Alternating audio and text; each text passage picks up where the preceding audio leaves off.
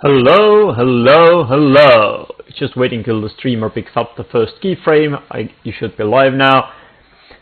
Hello, ladies and gentlemen. Today is 11th March 2012 and this is Testers Tower Live, where we learn to be a better tester. Yes, this is our second episode and today's topic is Crash Course in Test Design Techniques. I've seen that in the years that lots of people talk about lots of different test designs and how to do them in depth and so on and so forth, and because lots of different terms are used, most of them might be the same things. I'm just gonna blast through a number of them to show you what they are and what's the most important thing to know about them. Here's a big list that I use in my courses. There are like 25 of them here. It's incomplete, as you can see. I don't know if I can zoom very well in here, but I will go through them anyway, one by one, so you know what's going on. Ah, yes, let me see if I can zoom. Yes, there are some here, and so forth. But the most important thing to know about them, does anybody know what it is? I can't see it from the chat because there's only one person, or maybe two there, meaning that the most important thing to know about any test design technique is to know when they might fail and how they might fail. So let's get started. They are not in any special order. I think I'll take the second column first from that slide that I had. So we'll just go into it and start doing it like last time, filling in mind map as we go. The first thing that I had there was non-functional testing. I won't write down everything. I'll just mark it non-functional T. What it is? Well, it's more like an umbrella term, again, for guiding your testing rather than explicit technique in itself. It means testing umbrella. It means testing everything. That is not explicitly specified. Oh, it doesn't show you that well. Okay, I'll leave it like that. Nice. Now you should be able to see it. That means like speed or usability or let's say how nice it looks. All sorts of these things that aren't explicitly specified are necessary. But what we need to know, let's say need to know about this, is that, well, of course, if we do this, if we only focus on the non-functional testing, we'll miss out the goal of the product. We'll also the oracles about how it should work or how to find and how to know and how to show is this a problem here or not, although it prompts us to ask a lot of questions, of course, and that helps us in learning the product very much, but it might be a problem if we focus on these areas too much.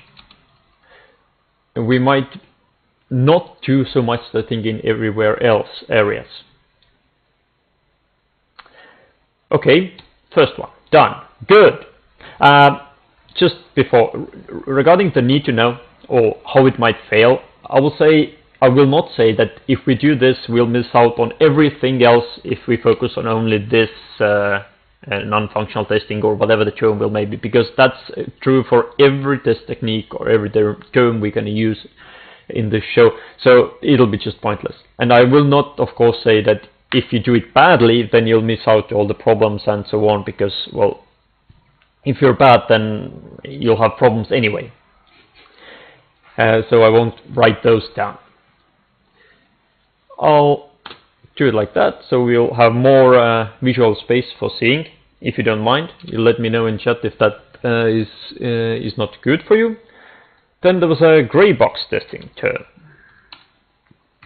Gray box means it's sort of between glass or white box and black box testing. It's also an umbrella term because you need to. This is more like focusing on testing rather than being specific term again. So it means that we have some insight to the product whilst testing it. We might have some logging, debug log, or we see some of the code, or we know something about the database structure. Some of the code, let's for example JavaScript. We see some of it, but we don't know everything about the product because we don't see everything that goes on the server side, etc. Oh, I just have to do no. But what's to know about it? Need to know is that, well, while we don't get enough information to test some things, like in a white box or glass box versions, not same amount of information as white box. Thus, we might not know everything we need to know in order to test it. I forgot this is in here, so it is bad to see. I'll just format them like that. So now you see how to use mind map as well, and I'll learn as well. But as we don't have enough information as we have in white box, we don't know necessarily so much about the things and can't use the information as much as from the white box. The information we see about it can be misleading, or we could use too much time analyzing it that we should have used in testing product in another way. Plus, the debug stream or logs might put a stress on the system, and it won't behave the same way as release software. So this is especially true for embedded systems where communication channels, and especially putting lots of info out there, changes the timings in it, and the product might not experience the same problems you see on the release software. Okay, gray box, done. Domain testing. Let's wrap these up again. What it is? Well, domain testing is sort of umbrella term again, but it means that we have to divide our variables or our functions into sort of domains that are similar, and then we'll choose the best representative sample from it and test that and hope that everything else works the same way. So it is grouping similar functions or variables into groups and testing the best representative. How you might test it is different, of course, due to every function or variable, but the idea is this one. It includes equivalence class testing, boundary testings, and you can do things in it as well. Things to know. I'll just make an example here. For example, if you have a menu hierarchy in your system, then you'll say that you'll choose the most complicated menu item there is, or menu list, and you test the navigation of the menu on that. You stress it, you do it quickly, slowly, press everything, do stuff like that. But you won't test it on any other menus. You say that this represents the one good thing, and you'll find all the problems from it. You don't have to spend time on other things as well. Menu navigation. But what we need to know in it is that, do we know that our groupings are correct? Group things correctly. Do we know that our best representation is actually best one? And some things are very hard to group. Some things are hard to group.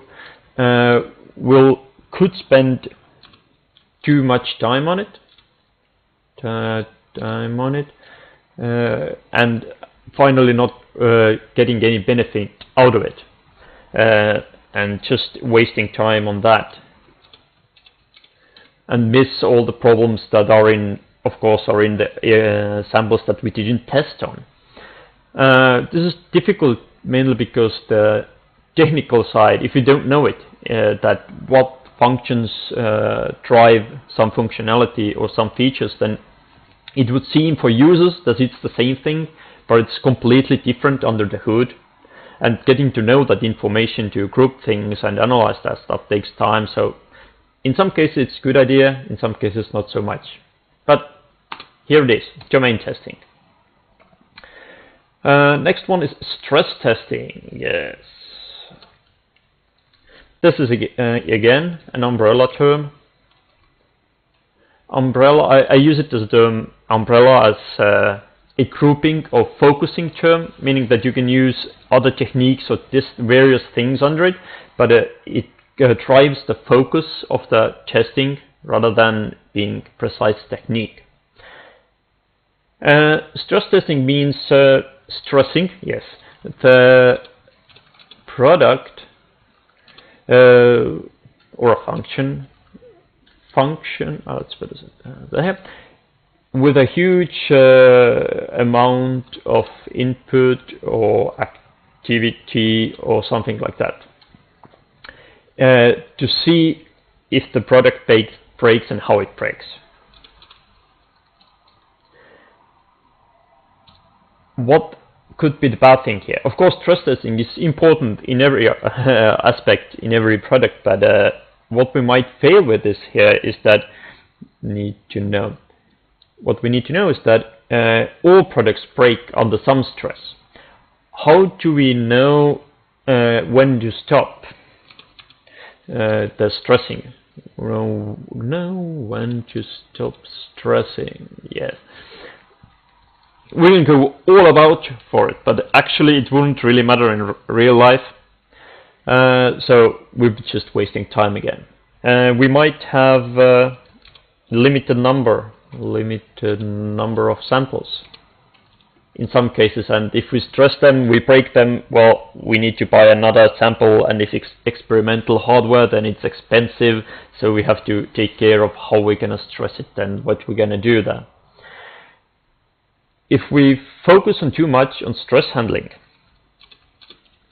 in stress handling, we might end up with a product that's hard to use or not so good to use under normal settings, under normal stress, because we'll optimize the product to act under big load, and it will actually be slower or do something that kind of that in the normal handling way.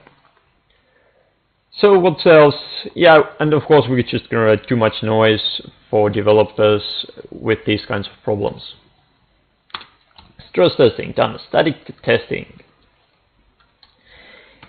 Static testing is I haven't heard it from anyone else, but ISTQB for meaning is ISTQB term for testing without running the code. They might have a longer term, I don't know what it means, but in my view it's testing all sort of specifications and analysis and doing some reviews, and focusing also on testing the code as such without running it, some sort of memory calculation tools and who knows what else. I'm not so liking this very much. It could be useful, of course it is useful in some cases, but need to know.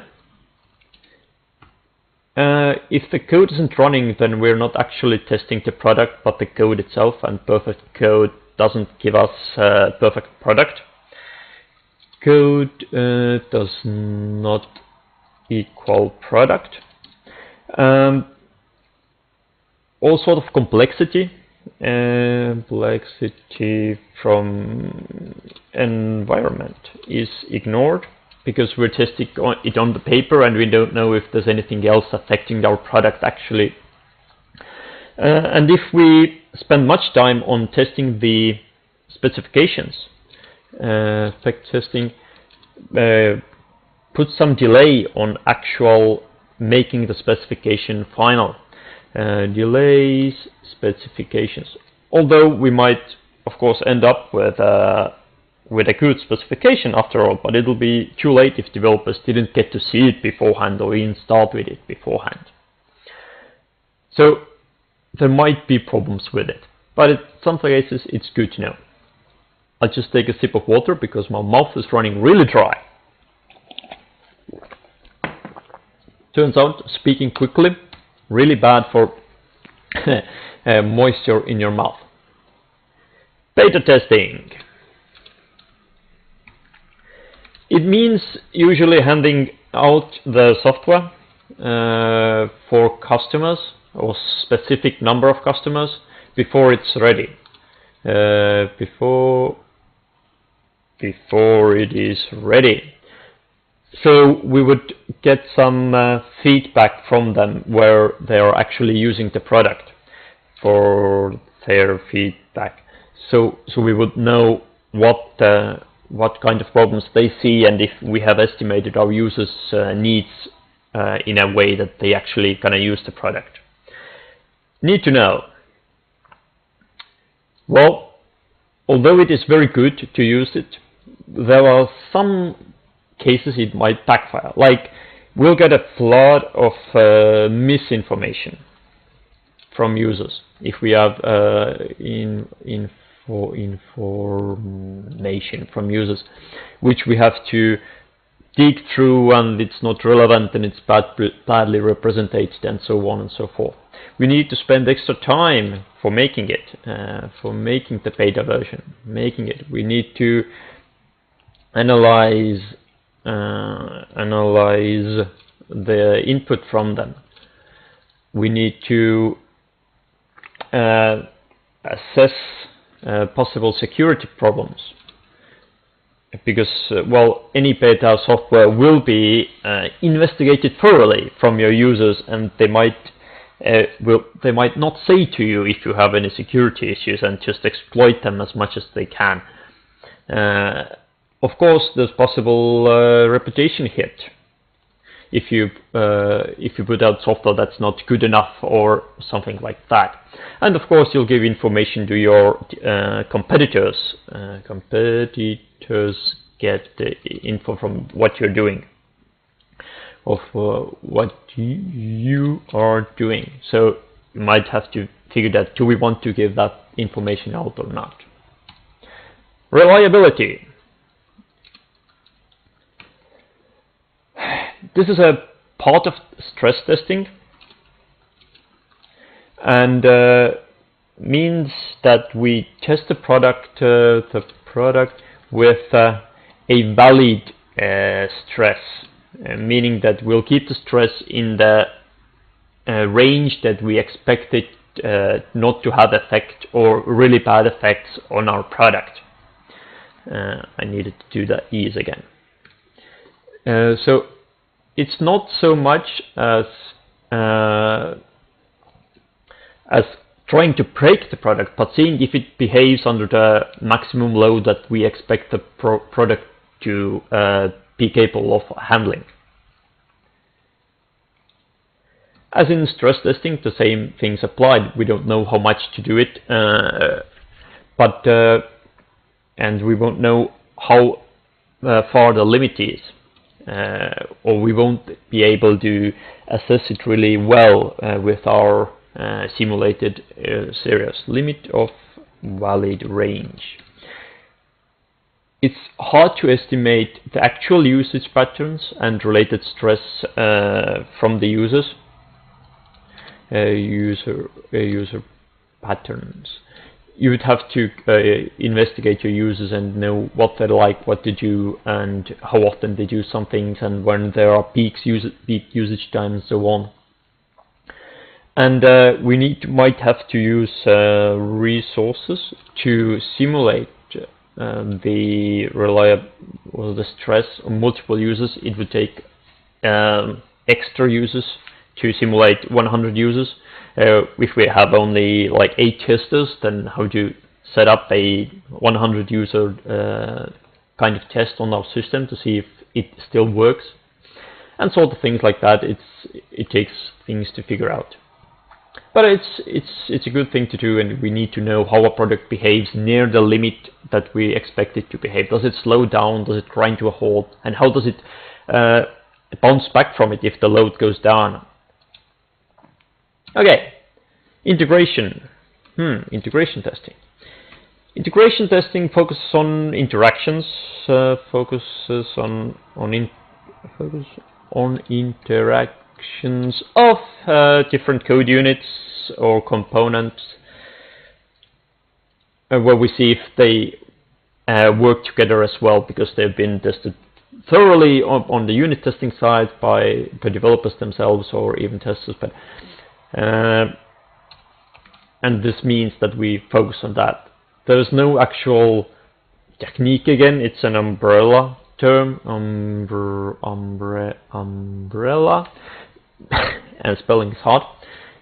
But we need to know that the